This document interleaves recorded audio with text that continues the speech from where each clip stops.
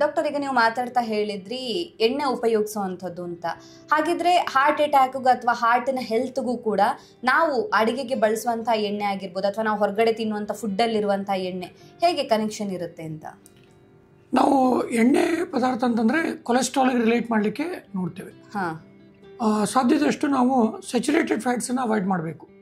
ಅಂದರೆ ಈ ಡಾಲ್ಡಾ ಅಥವಾ ತುಪ್ಪದ ಅಂಶಗಳನ್ನ ಪೂರ್ತಿ ಬಿಡಬೇಕಂತಲ್ಲ, ಪ್ರಮಾಣ ಕಡಿಮೆ ಮಾಡಬೇಕು.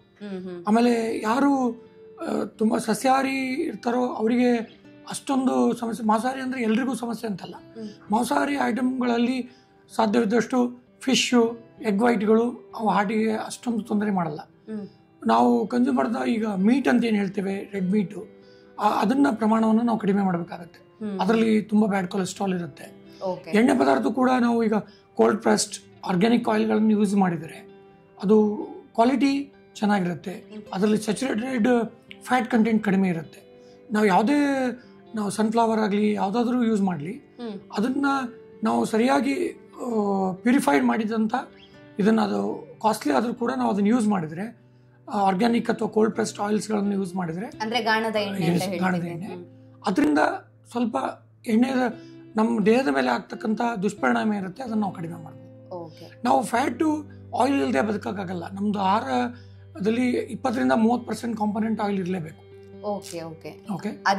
ಆಗಲ್ಲ. ನಮ್ಮ ಇಂಡಿಯನ್ಸಿಗೆ ಕಾರ್ಬೋಹೈಡ್ರೇಟು ಪ್ರಿನ್ಸಿಪಲ್ ಫುಡ್ ಇದು. ಅದರಲ್ಲಿ ನಮ್ಮದು 50% ಕಾರ್ಬೋಹೈಡ್ರೇಟ್ ಇರುತ್ತೆ. ನಾವು ಇನ್ನೂ 20-30% ಲಿಪಿಡ್ಸು ಅಥವಾ ಫ್ಯಾಟ್ ಐಟಮನ್ನೇ ನಾವು ಯೂಸ್ ಮಾಡೋದು, ಕೊಬ್ಬಿನ ಅಂಶ ಅಂತ ಏನು ಹೇಳ್ತೇವೆ. ಇನ್ನು 10-15% ಪ್ರೋಟೀನ್ ಅಂಶ ಯೂಸ್ ಮಾಡ್ತೀವಿ. ಈಗ ನಾವು ಕೆಲವೊಂದು ಬೇರೆ ದೇಶಗಳಿಗೆ ಹೋಲಿಸಿದ್ರೆ, ಜಪಾನ್ ದೇಶಕ್ಕೆ ಹೋಲಿಸಿದ್ರೆ, ಅವರ ಫುಡ್ ಐಟಮಲ್ಲಿ ಮ್ಯಾಕ್ಸಿಮಮ್ ಕಂಟೆಂಟ್ ಪ್ರೋಟೀನ್ ಇರುತ್ತೆ. ಪ್ರೋಟೀನ್ ಕಂಟೆಂಟ್ ಜಾಸ್ತಿ ಯೂಸ್ ಮಾಡೋದು ಅವರು. ಫಿಶ್ ಅಂದರೆ ಸೀ ಫುಡ್ಸ್ ಅಂತ ಹೇಳಿ, ಅದು ಅವ್ರದ್ದು ಆಯಿಲ್ ಇಂಟೇಕು, ಕಾರ್ಬೋಹೈಡ್ರೇಟ್ ಇಂಟೇಕು ಕಡಿಮೆ ಇರುತ್ತೆ. ಎಕ್ಸೆಸ್ ಕಾರ್ಬೋಹೈಡ್ರೇಟ್ ಇಂಟೇಕು ಕೂಡ ಈ ಬಜ್ಜು ಬರೋಕ್ಕೆ, ನಮ್ಮ ವೇಟ್ ಜಾಸ್ತಿ ಆಗೋಕ್ಕೆ ತುಂಬ ಇಂಪಾರ್ಟೆಂಟ್ ಕಾರಣ. ಸೊ ನಮ್ಮದು ಪ್ರೋಟೀನ್ ಅಂಶ ಹೆಚ್ಚಾದಷ್ಟು, ಆಮೇಲೆ ಫ್ಯಾಟ್ ಕಂಟೆಂಟ್ ಕಡಿಮೆ, ಕೊಬ್ಬಿನ ಅಂಶ ಕಡಿಮೆ ಆದಷ್ಟು, ಕಾರ್ಬೋಹೈಡ್ರೇಟ್ ಕಡಿಮೆ ಆದಷ್ಟು ಇದನ್ನು ನಾವು ಕಡಿಮೆ ಮಾಡಲಿಕ್ಕೆ ಸಾಧ್ಯ ಆಗುತ್ತೆ.